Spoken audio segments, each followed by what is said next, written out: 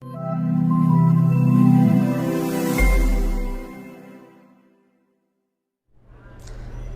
আলাইকুম, আমি ডাক্তার মোহাম্মদ জুবাইর হোসেন। আজ আপনাদের সাথে কথা বলবো কাঁধে ব্যথা নিয়ে। কাঁধে ব্যথা, যাকে আমরা ইংরেজিতে বলি শোল্ডার পেইন, এই কাঁধে ব্যথায় অনেকেই ভুগছেন। পরিসংখ্যানগত দিক দিয়ে যদি আমরা বলতে চাই, তাহলে দেখা যায় প্রতি 5 জনের মধ্যে একজন আছেন যাদের কাঁধে ব্যথা হয় এবং যারা কাঁধে ব্যথায় ভোগেন। এই কাঁধে ব্যথা বা শোল্ডার পেইন নিয়ে বা সিনার পেইন নিয়ে, ব্যথা নিয়ে অনেকেই অনেক ডাক্তারের কাছে যান এবং অনেকেই দেখা যাচ্ছে ভুগছেন, সুস্থ হচ্ছেন না। বিভিন্ন রকম প্রশ্ন ইনবক্সে করেন, অনেকে হোয়াটসঅ্যাপে এবং মোবাইলে করেন। তো তাদের ক্ষেত্রে তাদেরকে আমি আজকে খুব সংক্ষিপ্তভাবে এবং গুছিয়ে তাদের সামনে কাঁধে ব্যথার কারণ এবং তার থেকে প্রতিকারের উপায় কী এবং করণীয় কী এবং ট্রিটমেন্ট কি হতে পারে সে নিয়ে বিস্তারিত আলোচনা করব। তো প্রথমে আমি চলে যাচ্ছি কাঁধে ব্যথার কারণ কি। কাঁধে ব্যথার যদি কারণকে আমরা বড় ভাগে যদি ভাগ করি, তাই 2টা ভাগে ভাগ করা যায়। একটা হচ্ছে আঘাতজনিত, আরেকটা হচ্ছে আঘাত ছাড়া। আঘাতজনিত কাঁধে ব্যথা মূলত ইয়াং, যারা কম বয়সী তাদের বেশি হয়, তবে বয়স্কদেরও হতে পারে আঘাতের কারণে। আর বয়স্কদের মূলত বিভিন্ন রকম ডিজিজ, যেমন বয়সজনিত কারণে, বিভিন্ন রকম বাতজনিত কারণে বা ফ্রোজেন শোল্ডার বা এই ধরনের রোগের কারণে তাদের কিন্তু প্রবলেমগুলো হয়। কারণ তাদের দেখা যায় ডায়াবেটিস থাকে, কারো কারো ডিসলিপিডেমিয়া থাকে, মানে শরীরে বা রক্তে ক্ষতিকারক চর্বির পরিমাণ বেশি থাকে, থাইরয়েডের প্রবলেম থাকে। ফলে তাদের দেখা যাচ্ছে যে নন ট্রমাটিক বা আঘাত ছাড়া কাঁধে ব্যথাটা তাদের বেশি হয়। আর যারা ইয়াং অ্যাক্টিভ তাদের আঘাতজনিত কারণে বেশি হয়। আঘাতজনিত কারণে প্রথমে আমি বলে ফেলি, কিন্তু মূলত মানুষ বেশি ভুগতে থাকে হচ্ছে আঘাত ছাড়া বা নন ট্রমাটিক যে কাঁধে ব্যথার কারণে কাঁধে ব্যথা হয় সেটা আমি পরে যাচ্ছি। আঘাতজনিত কাঁধে ব্যথা হতে পারে যদি দেখা যায় যে আমাদের কাঁধে 2টা হাড় থাকে। আমি যদি দেখাই, এই যে একটা হচ্ছে আমরা বলি স্ক্যাপুলা আমি ধরেছি, আর একটা হচ্ছে এই যে এই পাশে যদি আমরা বলি হিউম্যারাস, না হাতের যে আমাদের যে হাতের এই বোনটা, যাকে আমরা হিউম্যারাস বলি, আর পেছনে একটা পাখনা বলে অনেকে, স্ক্যাপুলা, পাখার মতো দেখতে। সেই 2টা বোন হাড় একসাথ হয়ে কিন্তু আপনার শোল্ডার জয়েন্ট বা কাঁধটা গঠিত হয়। সাথে আবার দেখা যাচ্ছে এখানে সামনে আরেকটা হাড় আছে, সেটাকে বলি আমরা ক্লেভিকল, যেটাকে বিউটি বোনও অনেক সময় বলা হয়। সৌন্দর্য বৃদ্ধি করে এই বোনটা, সেজন্য একে বিউটি বোন বলে। এটা এসেও কিন্তু এদিক দিয়ে লাগে। তাহলে আমরা কাঁধের যে ঘটনটা সেটা জানলাম। তার মানে সেখানে হাড় আছে এবং হাড়ের বাইরে আছে কি একটা জয়েন্ট ক্যাপসুল থাকে, যেটা দিয়ে এই হাড়গুলো কাভার করা থাকে, এবং পাশাপাশি সেখানে লিগামেন্ট থাকে এবং বিভিন্ন রকম মাংসপেশি থাকে। তার উপরে হচ্ছে চামড়া বা স্কিন থাকে। এই সবগুলো জিনিসের কারণেই কিন্তু কোনো না কোনো জায়গায় যদি প্রবলেম হয়, তাহলে এই কাঁধে ব্যথার প্রবলেমটা হতে পারে। তাহলে আমি বলেছি যে যদি এই হিউম্যারাস বা এই হাড়টা ভেঙে যায় কাঁধে ব্যথা হবে, বা উপরের কোনো হাড় যদি ভেঙে যায় তাহলে কাঁধে ব্যথা হবে। এবং কারো ক্ষেত্রে দেখা যাচ্ছে হাড়টা স্থানচ্যুতি হয়। দেখা গেল যে হিউম্যারাসটা বা এই যে লম্বা যে হাড়টা, সেটা তার যেখানে থাকা প্রয়োজন সেখানে না থেকে তার থেকে মেনলি সামনের দিকে সরে আসে, পিছনের দিকেও সরে যেতে পারে। সেক্ষেত্রেও কাঁধে ব্যথা হতে পারে। এবং দেখা যাচ্ছে যে অ্যাকিউট কোনো কারণে অনেক বেশি আঘাত পাওয়ার ফলে তার এখানে বেশ 4টা মাংসপেশি থাকে একসাথে, তাকে আমরা বলি রোটেটর কাফ ইংরেজিতে। সেখানে যদি তার ট্রমা হয়, অ্যাকিউট রোটেটর কাফ ইনজুরি হয়, তাহলে হচ্ছে কাঁধে ব্যথা হতে পারে। এখন আমি যেটা নিয়ে আমাদের রুগীদের প্রশ্ন বেশি, অলরেডি একজন সৈকত পাল, আপনাকে স্বাগত লাইভে, উনি অলরেডি প্রশ্নও করে ফেলেছেন নন ট্রমাটিক কাঁধে ব্যথা, তার মধ্যে একটা হচ্ছে ফ্রোজেন শোল্ডার। সেটা নিয়ে আমি আলোচনা করব, কারণ এটা নিয়ে অনেকেই ভুগছেন। তাই নন ট্রমাটিক বা আঘাত ছাড়া কি কি কারণে হতে পারে? একটা হতে পারে যে ফ্রোজেন শোল্ডার। ফ্রোজেন শোল্ডার কি? ফ্রোজেন শোল্ডার হচ্ছে ফ্রোজেন মানে জমে গেছে, কাঠটা জমে যাওয়া। জমে যাচ্ছে কেন? কারণ হচ্ছে আমরা দেখা যায় যে এই বোনগুলোর চারপাশে আমি বলেছি একটা ক্যাপসুল থাকে শক্ত, একটা আবরণ থাকে শক্ত। এই ক্যাপসুলের আবার 2টা, বাইরের একটা পর্দা, ভিতরের একটা পর্দা, মানে 2টা পর্দা নিয়ে এটা গঠিত। 2 পর্দার মাঝখানে হচ্ছে একটা তেলে পদার্থ থাকে, হ্যাঁ, একটা লিকুইড থাকে, একটা তেলে পদার্থ থাকে। ফলে কি হয়, এটা ইজিলি মুভ করতে পারে, ঘর্ষণ হয় না, এবং আমরা হাড়টাকে কি খুব ইজিলি মুভ করতে পারি। কিন্তু যদি এমন হয় যে এই দুটো পর্দা এমন হয় যে একটার উপর দিয়ে আরেকটা গ্লাইড করতে পারছে না, এই দুটার মধ্যে যদি অ্যাডহেশন হয়ে যায়, জমে যায়, শক্ত হয়ে যায়, ঘর্ষণটা বেশি লাগে, তখন হচ্ছে আমরা আর হাতটা তুলতে পারি না। বিশেষ করে হাতটার এই মুভমেন্টটা আমরা করতে পারি না এবং হাতটা পিছনের দিকে নিতে পারি। রুগী এসে বলে, স্যার আমি তো মাথায় চিরুনি দিয়ে আঁচড়াতে পারছি না, আমি তো আমার পিঠ চুলকাতে পারছি না, আমি এই হাত দিয়ে ওই হাতটা ধরতে পারছি না, এবং হাতে 1 কেজি 2 কেজি ওজন আমি বহন করতে পারছি না।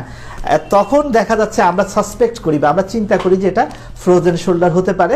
তখন রোগীর হিস্ট্রি নেওয়া হয়, যে আমরা চিন্তা করি যে ওনার ডায়াবেটিস আছে কিনা, ডায়াবেটিস থাকলে কতদিন ধরে ডায়াবেটিস সেটা কন্ট্রোল আছে কিনা, ওনার থাইরয়েডে প্রবলেম আছে কিনা, হরমোনজনিত কোনো সমস্যা আছে কিনা, থাকলে সেটা কন্ট্রোল আছে কিনা, উনি আগে কোনো আঘাত পেয়েছিলেন কিনা সেখানে, এবং উনি কী ধরনের কাজকর্ম করেন, এবং রক্তে চর্বির পরিমাণ কতটুকু, এবং হাইপার লিপিডেমিয়া ওনার আছে কিনা, এই ধরনের সব কিছু জিনিস চিন্তা করে আমরা বিবেচনায় আনি যে এটা ফ্রোজেন শোল্ডারের জন্য রোগের জন্য হচ্ছে নাকি অন্য কোনো কারণে হচ্ছে। এছাড়াও আরও বেশ কিছু টেকনিক আছে, সেখানে আমি যাব, তার আগে আমি আরও কিছু কারণ বলি। তাহলে আমি আঘাত ছাড়া কারণের মধ্যে বললাম ফ্রোজেন শোল্ডার, এটা নিয়ে অনেকেই ভুগছেন। এটা নিয়ে টোটাল ট্রিটমেন্টটা আমি যদি আজকে সময় পাই আপনাদেরকে বলছি। তা এছাড়া আর কি কি কারণে হতে পারে? এছাড়া ধরেন যে একটা বিষয় হতে পারে যে হ্যাঁ, কারো ঘাড়ে ব্যথা আছে, ঘাড়ের ডিস্কে প্রবলেম, বিশেষ করে C5-6 এই ডিস্কে যদি প্রবলেম হয়, ডিস্কটা যদি পিছনে সরে আসে, তাহলে কি হবে, ঘাড়ের ব্যথাটাই কিন্তু কাঁধে চলে আসে এবং রুগী বলবে যে আমার কাঁধে ব্যথা, কিন্তু অ্যাকচুয়ালি তার প্রবলেমটা কিন্তু ঘাড়ে। এটাকে বলে রেফার্ড পেইন, বা এই ব্যথাটা ওখান থেকে সরে এখানে আসছে। এছাড়া আর কি হতে পারে, কারো যদি ফুসফুসে কোনো ক্যান্সার হয় বা যক্ষা হয়, টিবি হয়, তাহলে কিন্তু তার কাঁধে ব্যথা হতে পারে।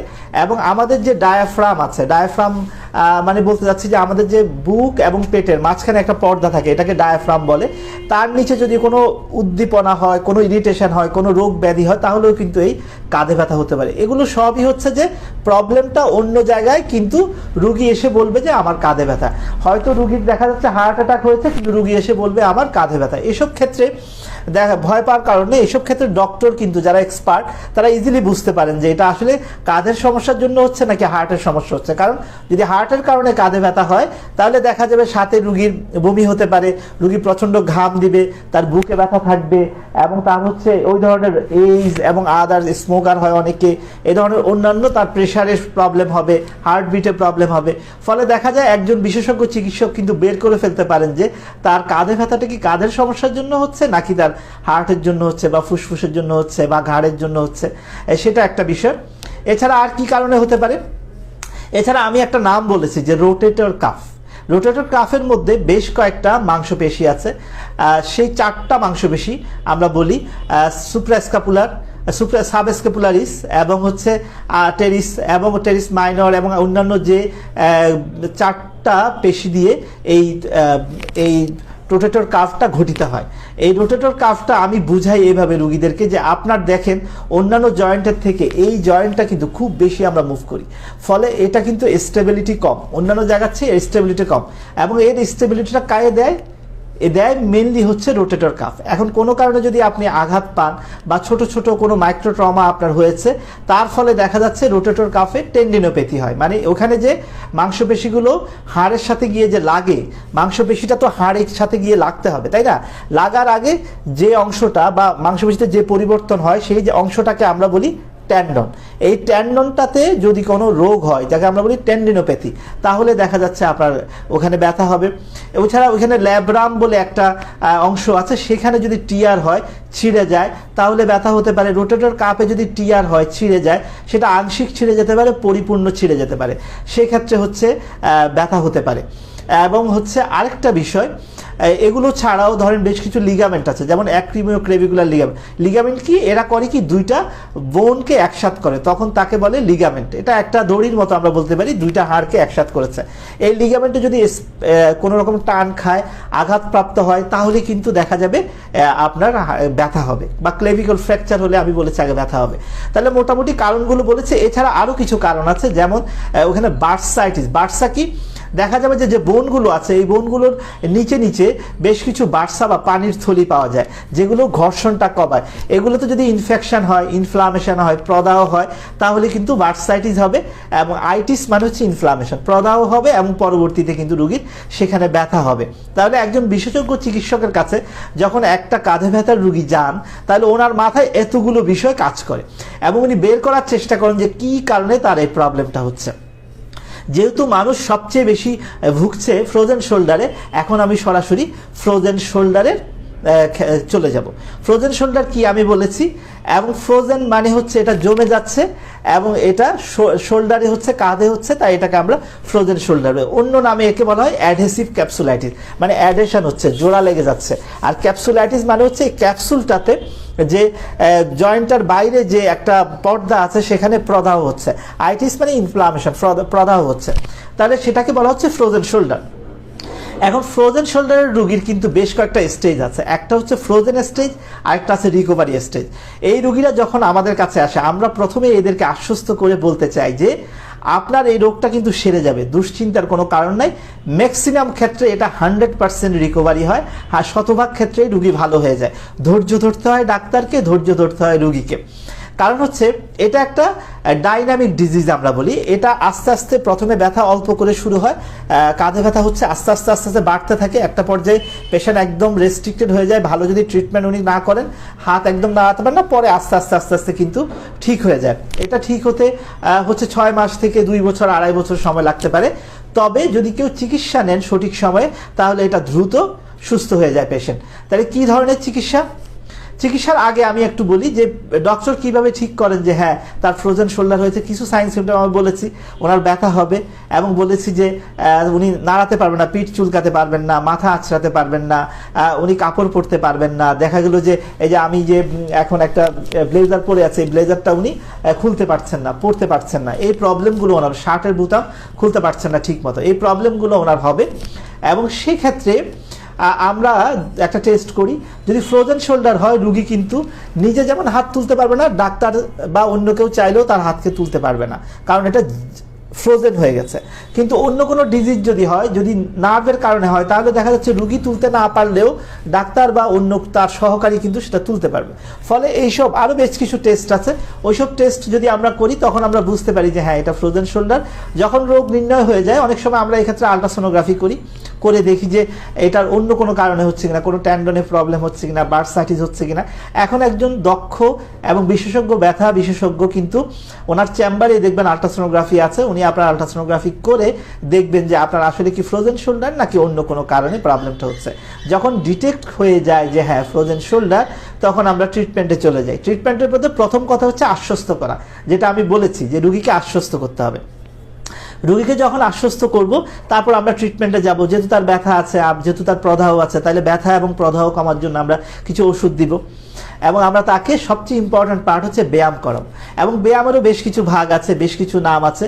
যেমন বেশ কিছু ব্যায়াম আমরা করাই। প্রথমে আমরা পেন্ডুলাম এক্সারসাইজ করি, এটা খুব ইজিলি করা যায় বাসায়। তারপর দেখা যাচ্ছে যে 2-1 সপ্তাহ এটা করার পরে আমরা তাকে ওয়েট বিয়ারিং এক্সারসাইজ করাই। পেন্ডুলাম এক্সারসাইজের একটা মডিফিকেশন, ওয়েট ওজন, হাতে ওজন নিয়ে করতে হয়। তারপর আমরা ওয়াল ক্লাইম্বিং এক্সারসাইজ, মানে হচ্ছে দেয়াল ধরে ধরে উপর দিকে তোলা, এই ধরনের ব্যায়ামে আমরা যাই। এবং আরও বেশ কিছু ব্যায়াম আছে, সেগুলো স্টেপ বাই স্টেপ আমরা যাই। এবং প্রয়োজনে আমরা ফিজিওথেরাপি, যারা এক্সপার্ট তাদের সাহায্য নেই। এবং প্রয়োজনে আমরা আল্ট্রাসাউন্ড থেরাপি সেখানে দেই, কারণ আল্ট্রাসাউন্ডের এখানে ভালো রোল আছে। কারণ হচ্ছে এখানে যেহেতু অ্যাডহেশন হচ্ছে, এখানে যেহেতু দেখা যাচ্ছে একটা পর্দা আরেকটা পর্দার সাথে লেগে যাচ্ছে, জয়েন্টটা জমে যাচ্ছে, সেক্ষেত্রে কিন্তু এই অ্যাডহেশন ছোটাতে বা অ্যাডহেশনকে ইজি করতে, ফ্রি করতে আল্ট্রাসাউন্ডের ভূমিকা আছে। তো সেটা আমরা দিতে পারি। এবং পেশেন্টের ক্ষেত্রে যে কাজগুলো করলে তার এই প্রবলেম হয়, সেটা আমরা ইনিশিয়ালি একটু কম করতে বলি, এবং পরবর্তীতে আস্তে আস্তে তার অ্যাক্টিভিটি বাড়াতে হবে।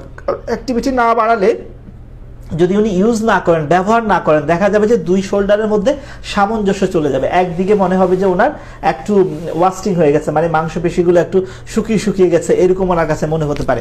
আমি এই গত 3 দিন আগে, হ্যাঁ শনিবারে 3 দিন না 2 দিন আগে, শনিবারে একটা পেশেন্ট পেয়েছিলাম, এক ডক্টরের আম্মা, মা, উনি হচ্ছে বিদেশে থাকতেন, দেখা গেলো উনি চিকিৎসা নিয়েছেন, কিন্তু চিকিৎসাটা এডিকুয়েট না হওয়ার কারণে আমি দেখলাম যে ওনার এই শোল্ডারের যে মাংসপেশিগুলো আছে, কাঁধের মাংসপেশিগুলো কিছুটা শুকিয়ে আসছে। কিন্তু বেসিক্যালি উনি যদি সঠিক সময়ে সঠিক ট্রিটমেন্টটা নিতে পারতেন তাহলে কিন্তু এই ধরনের প্রবলেম ওনার হতো না, এতটা অ্যাডভান্স স্টেজে যেত না। এই ধরনের রোগের চিকিৎসা আছে, সেটা আপনি এক্সপার্ট কারো গেলে, যিনি আপনাকে সময় দিয়ে দেখবেন এবং আপনার মনের কথা শুনবেন, রোগটা ধরবেন, সেই অনুসারে চিকিৎসা দিবেন। এমন চিকিৎসকের তত্ত্বাবধানে যদি আপনি চিকিৎসা নেন তাহলে কিন্তু আপনি অবশ্যই বেনিফিট পাবেন। তো অনেকেই প্রশ্ন করছেন, আমি সেই প্রশ্নের উত্তরে যাব। তার আগে আমি আরও কয়েকটা কথা বলতে চাই।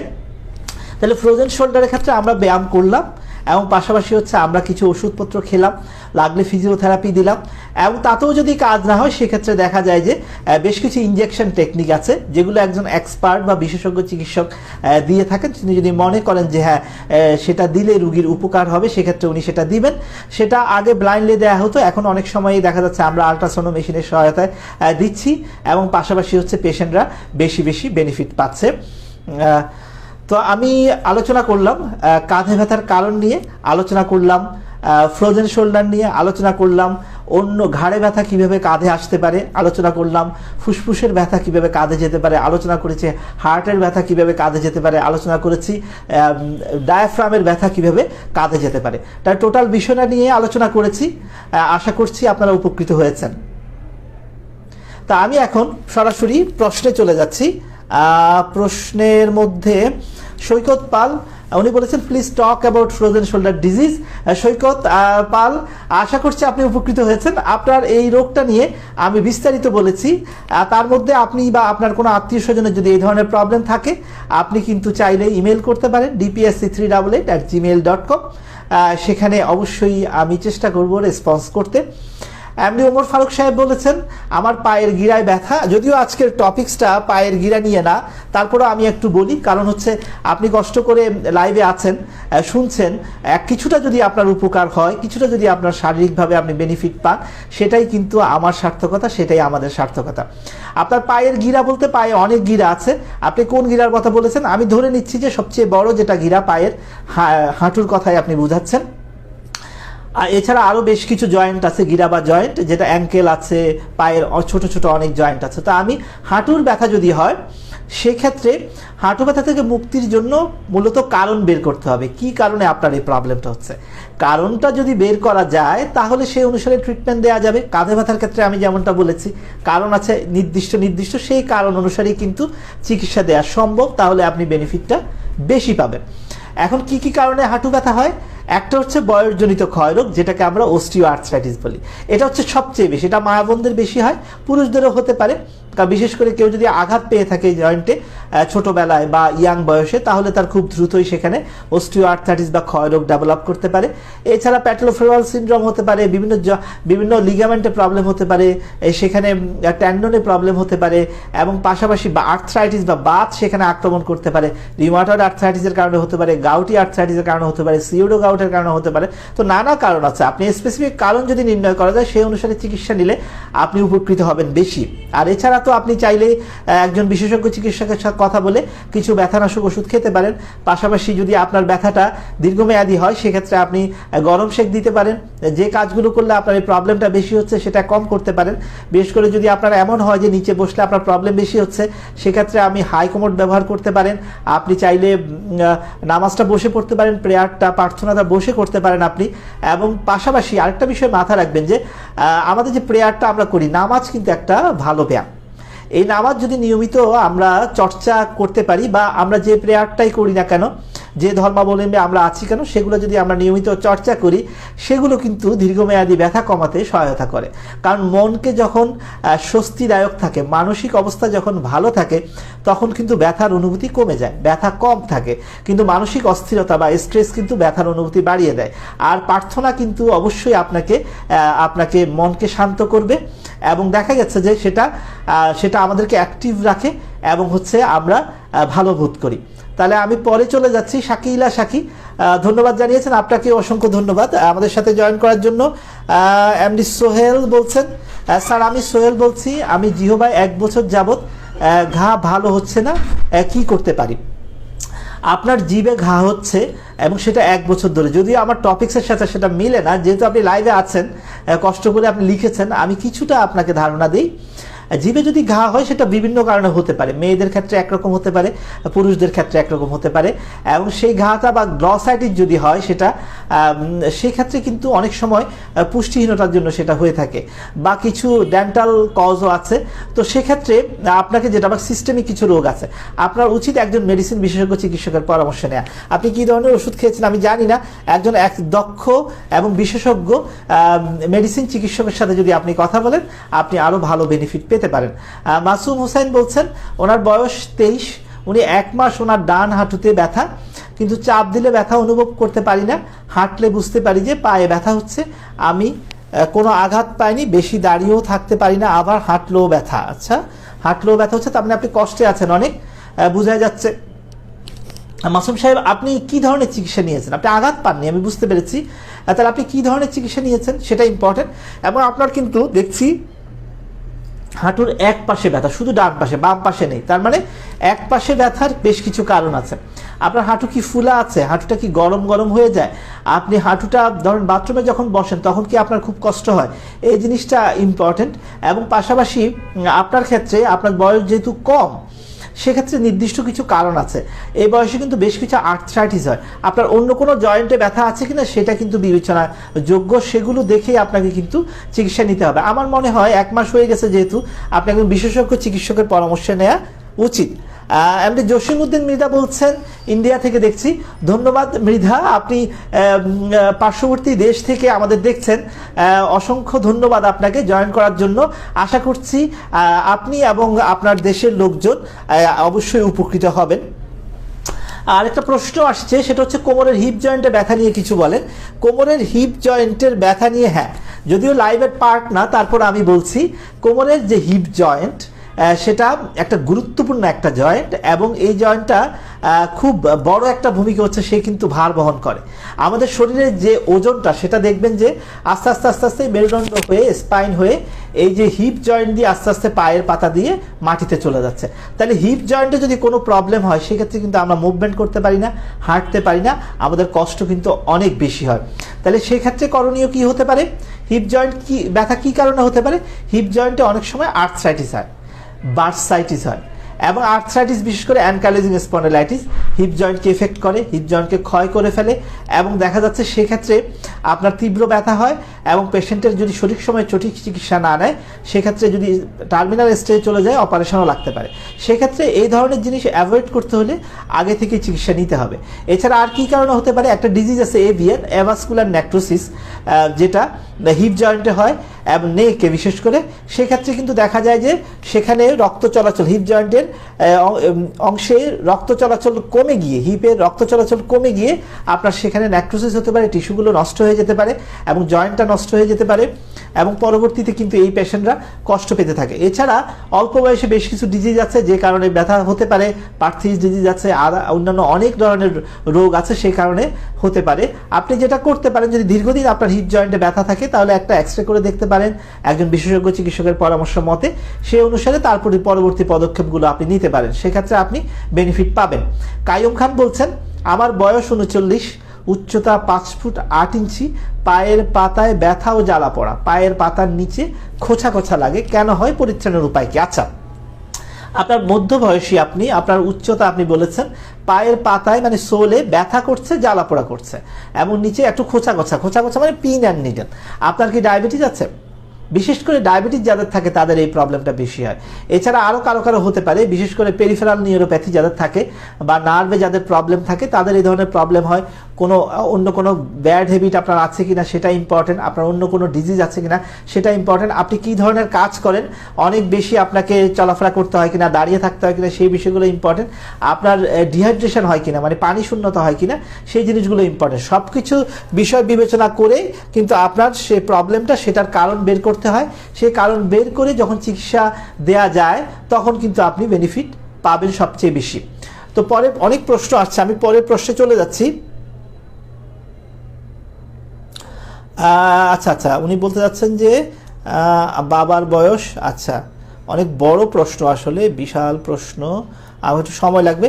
70 বছর ওনার বাবার বয়স, 3 বছর যাবৎ কোমরে ব্যথা, জ্বালা যন্ত্রণা, পায়ে ঝিঝি মেরে থাকে। ঢাকা, আচ্ছা, উনি একটা হাসপাতালে দেখিয়েছেন, সরকারি হাসপাতালে 2 বছর ট্রিটমেন্ট নিয়েছেন, এক্সরে করেছেন, এমআরআই করেছেন, এবং ওনাকে বলা হয়েছিল হিপ জয়েন্ট ক্ষয় হয়ে গেছে, অপারেশন করে হিপ জয়েন্ট পরিবর্তন করা লাগবে। তারপর উনি পঙ্গু হাসপাতালে দেখান এবং সেখানেও বলেন যে অপারেশনের কথা। বয়স বেশি হয় এবং অর্থনৈতিক কারণে উনি ফ্যামিলির সবার মতামতে অপারেশন ছাড়া ট্রিটমেন্ট নেওয়ার জন্য উনি দেশের বাইরে অবস্থান করছেন। এখানেও উনি দেশের বাইরে গিয়েও উনি 2 জন ডাক্তারকে দেখিয়েছেন এবং ডাক্তাররা ওই অপারেশনের কথাই বলছেন। এছাড়া উনি ভিন্ন অল্টারনেটিভ মেডিসিনের ডাক্তারও দেখেছেন, কিন্তু কোনো কাজ হচ্ছে না। এখানে আসার পর আপনাদের পোস্ট দেখেছি, আসলে যদি অপারেশন ট্রিটমেন্ট নেওয়া যায় তাহলে আমরা অপারেশন না করে ফিরে আসব দেশে আপনাদের আশায়। আচ্ছা দেখুন মৃধা সাহেব, আপনি দেশের বাইরে অবস্থান করছেন, আপনার বিশাল প্রশ্ন। আপনি দেশেও ডাক্তার দেখেছেন, দেশের বাইরেও ডাক্তার দেখেছেন, সবাই অপারেশনের কথা বলেছে। তো আপনি একটা কাজ করতে পারেন, আপনি আপনার সবগুলো ডকুমেন্ট ইমেল করতে পারেন আমাকে dpsc388@gmail.com। আমি সবগুলো কাগজপত্র দেখি। যেহেতু এটা আপনি অনেক ডাক্তারের কাছে গিয়েছেন, অনেকে অপারেশনের কথা বলেছে, সেক্ষেত্রে একটু অ্যানালাইসিস করে দেখতে হবে যে অপারেশনের বিকল্প কোনো চিকিৎসা আছে কিনা। যদি থাকে আপনাকে আমি সেটার কথা বলবো, সেক্ষেত্রে আপনি সরাসরি যোগাযোগ করবেন ইনশাআল্লাহ। আলমগীর হোসেন বলছেন আমার হিপ জয়েন্টের ব্যথা, আচ্ছা হিপ জয়েন্টের ব্যথা নিয়ে বলেছি। মিয়াজি সাহেব বলছেন, রফিকুল ইসলাম মিয়াজি, সুন্দর পরামর্শের জন্য ধন্যবাদ। উনি বলছেন যে মাথার পিছনের অংশে প্রায় সময় ব্যথা করে।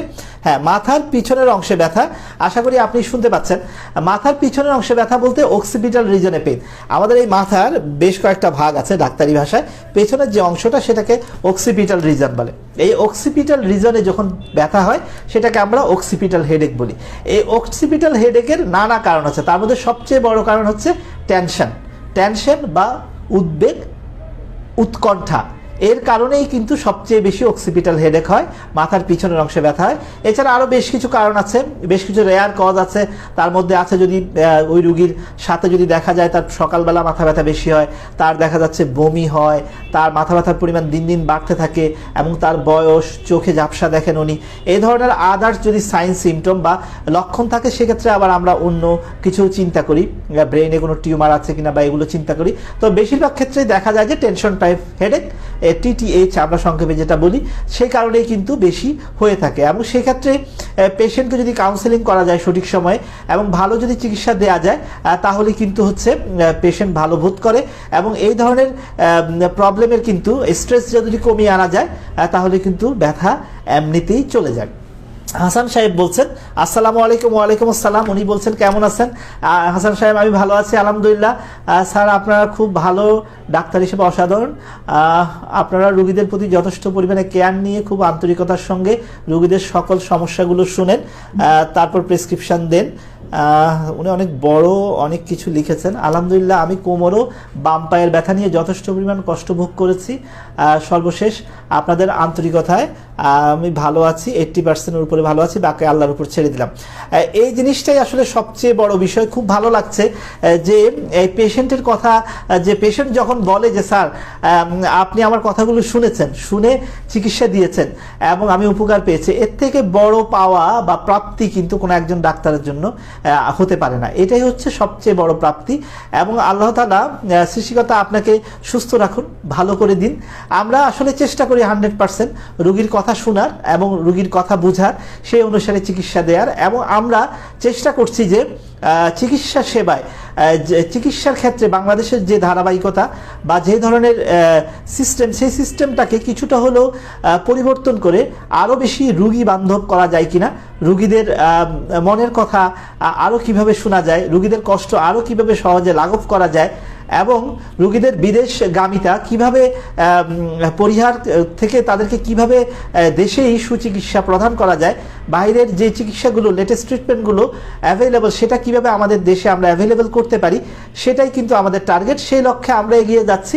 গত প্রায় 1.5 বছর ধরে আমরা অনেক ধরনের চিকিৎসা পদ্ধতি এই দেশে নিয়ে এসেছি, যেটা আগে অ্যাভেলেবল ছিল না। মাশাআল্লাহ, আমাদের রুগীরা সেখান থেকে বেনিফিট পাচ্ছেন এবং আপনাদের মতো পেশেন্টরাই কিন্তু দেখা যাচ্ছে যে আমাদেরকে উৎসাহ দিচ্ছেন, উদ্দীপনা যোগাচ্ছেন, এবং আমরা আমাদের এগিয়ে যাওয়ার পথে পথটা অনেক মসৃণ হবে আশা করি। আপনাকে অসংখ্য ধন্যবাদ। শফিকুর রহমান বলছে আসসালামু আলাইকুম, জোহা ভাই কেমন আছেন? আলহামদুলিল্লাহ আমি ভালো আছি, আপনি কেমন আছেন? আমি শফিক বাড়িহাটের, আপনাকে মিস করি, আমি অনেক মিস করি আপনাকে, আপনাকে আমি চিনতে পেরেছি। আপনি কোথায় আছেন, যেখানেই থাকুন ভালো থাকেন, আর যখনই সময় পাবেন দেখা করবেন অবশ্যই। আল্লাহ আপনার মঙ্গল করুন। মাইনুদ্দিন বলছেন আমার মায়ের বয়স 70, ওনার 2 হাঁটুতে ব্যথা, হাঁটতে গেলে ব্যথা হয়, ডাক্তার দেখিয়েছেন, উনি ব্যথার ওষুধ দিয়েছেন ডাক্তার এবং ইঞ্জেকশন দিতে বলেছেন, ইঞ্জেকশন দেওয়া কি ঠিক হবে জানতে চাই। এ ধরনের প্রশ্নের ক্ষেত্রে ঠিক হবে কিনা, যেহেতু ডক্টর আপনাকে দেখিয়েছেন, ইঞ্জেকশন দিতে বলেছেন, ইঞ্জেকশনটা একটা পদ্ধতি, কী ধরনের ইঞ্জেকশন দিতে বলেছেন সেটা ইম্পর্টেন্ট। কারণ হচ্ছে দেখুন, আপনাকে হয়তো 4টা ট্যাবলেট দিয়েছেন, তো ট্যাবলেট তো নানা রকম ট্যাবলেট হচ্ছে একটা পদ্ধতি, ক্যাপসুল হচ্ছে একটা পদ্ধতি, বা ইঞ্জেকশন হচ্ছে একটা পদ্ধতি, যে পদ্ধতিতে ওষুধটা রোগীর শরীরে যাবে। ট্যাবলেট হয়ে যেতে পারে, ক্যাপসুল হয়ে যেতে পারে, সিরাপ হয়ে যেতে পারে, ইঞ্জেকশন হয়ে যেতে পারে। এখন এই পদ্ধতির মধ্যে পার্থক্য হচ্ছে কোন ওষুধটা আমি প্রয়োগ করছি সেটা ইম্পর্টেন্ট, কোন টেকনিকে প্রয়োগ করছি সেটা ইম্পর্টেন্ট, কোন রোগের জন্য প্রয়োগ করছি, এবং হচ্ছে এই কোন ডাক্তার সেটা প্রয়োগ করছেন, তার এক্সপার্টাইজ এবং রোগের অবস্থা সব কিছুর উপরে কিন্তু নির্ভর করে। আপনি চাইলে আপনার ডক্টরের সাথে সরাসরি কথা বলতে পারেন, আশা করছি উনি আপনাকে সেটা বুঝিয়ে বলবেন, অথবা আপনি চাইলে আপনার মায়ের সব কাগজপত্র ইমেল করতে পারেন, সেক্ষেত্রে আমি চেষ্টা করব আপনাকে সহযোগিতা করার। মৃদা সাহেব বলছেন স্যার মেইল আইডি লিখে দিন। মেইল আইডি আমি লিখে দিব, লাইভটা শেষ হলেই আমি আপনাকে মেইল আইডিতে লিখে দিচ্ছি, আপনি লাইভে পেয়ে যাবেন। ফারুক সাহেব বলছেন আমার বয়স 35, ডায়াবেটিস আছে, আমার উচ্চ রক্তচাপ নেই, মাজা, আচ্ছা না ডায়াবেটিস নেই, উচ্চ রক্তচাপও নেই, সম্ভবত উনি বুঝাচ্ছেন। মাজা এবং পিঠে প্রচণ্ড ব্যথা, শরীর খুবই দুর্বল, অনেক ডাক্তার দেখিয়েছেন, ওষুধ খাচ্ছেন, কাজ হচ্ছে না। মানে আপনার মেইন প্রবলেম হচ্ছে শরীরে ব্যথাও আছে, দুর্বলতাও আছে। দেখুন, ব্যথা এবং দুর্বলতা দুইটা যখন একসাথে থাকে এবং দীর্ঘদিন ধরে যদি থাকে, সেক্ষেত্রে কিন্তু আমরা অন্যান্য কারণের সাথে আরও বেশ কিছু কারণ আমরা খুঁজি, যেমন ওয়াইড স্প্রেড পেইন সিনড্রোম কিনা, শরীরের বিভিন্ন জায়গায় যদি ব্যথা হয়, তবে ফিমেলদের ক্ষেত্রে এটা বেশি হয়, মেলদের ক্ষেত্রে কম হয়। এবং পাশাপাশি পিঠে ব্যথার নানা কারণ আছে, কোমর ব্যথা বা মাজা ব্যথার নানা কারণ আছে, সেগুলো আমরা ডিটেক্ট করি, তারপর চিকিৎসা নেই। আপনি আপনার সব কাগজপত্র পাঠাতে পারেন, তাহলে আশা করছি আপনাকে বেনিফিট দেওয়া যাবে।